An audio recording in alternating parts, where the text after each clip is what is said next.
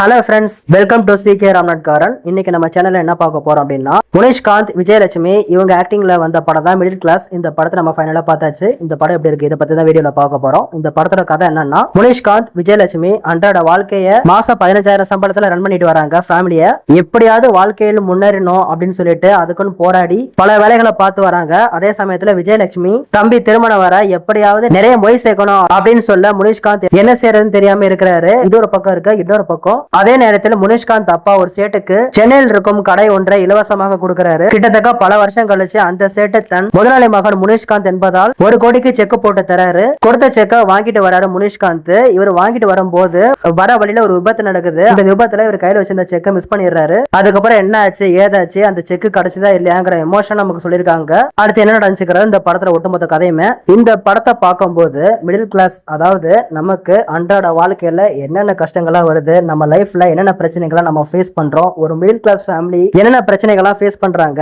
அதெல்லாம் எப்படி சால்வ் பண்றாங்க, அது எல்லாமே இந்த படத்துல சூப்பராக காமிச்சிருக்காங்க. முனிஷ்காந்த், விஜயலட்சுமி இவங்களோட ஆக்டிங் சூப்பரா இருந்துச்சு. அது மெயினா முனிஷ்காந்த் இவர் ஹீரோவா இப்படி நடிச்சிருப்பாரு நம்ம நினைச்சே பார்க்கல. பசங்களுக்கு அப்பா கேரக்டர் ஆகவும், ஒய்ஃபுக்கு ஹஸ்பண்ட் கேரக்டர் ஆகும், எல்லா கேரக்டர்லயும் இவர் நல்லா சூப்பரா ஸ்கோர் பண்ணிருக்காரு. முனிஷ்காந்த், விஜயலட்சுமி இவங்க 2 பேருக்கும் கொடுத்த கேரக்டர், இவங்க 2 பேரும் அந்த கேரக்டராவே இந்த படத்துல வாழ்ந்திருக்காங்க. முனிஷ்காந்தோட பொறுமை, விஜயலட்சுமியோட கோபம் என 2 பேர் குணாதிசயம் அவர்களுக்கு கேரக்டர்ஸாவே உருவாக்குனது ரொம்ப சூப்பர். அதோட முனிஷ்காந்த் ஃப்ரெண்ட்ஸாக வரும் கோடங்கி, புகழ், குரேஷி, வடிவேலு எல்லாமே கொடுத்த கேரக்டர் சூப்பராகவே நடிச்சிருக்காங்க. அதுவும் கோடங்கியோட ஒவ்வொரு கவுண்டருக்கும் சும்மா விசில் பறக்குது. இவர் கூட சீக்கிரத்துல பெரிய காமெடி ஆக்டரா வருவாருன்னு எதிர்பார்க்கலாம். அந்த அளவுக்கு இவரோட காமெடி எல்லாம் சூப்பரா ஒர்க் அவுட் ஆயிருக்குது. இந்த படத்தோட ஃபர்ஸ்ட் ஹாஃப் சொல்ல போனா, விஜயலட்சுமி தம்பி திருமணத்துக்கு பண ஏற்பாடு செய்யறது, அதனால் வரும் மோதல், சண்டை என அனைத்தையுமே கலகலப்பா கொண்டு போயிருக்காங்க. இந்த படத்தோட செகண்ட் ஹாஃப் பார்த்தா செக் தொலைஞ்சிருச்சு. அந்த தொலைஞ்ச செக்க எப்படி கண்டுபிடிக்கிறாங்க, இதுக்கு இவங்க செய்யற வேலைகள்லாம் பார்த்தா மிடில் கிளாஸை தாண்டி சூப்பர் ஹீரோக்கள் போல இவங்க செயல் பண்றாங்க. இதெல்லாம் கொஞ்சம் யதார்த்தமா இருக்குது, கொஞ்சம் லாஜிக் மிஸ்டேக்கா இருக்குது.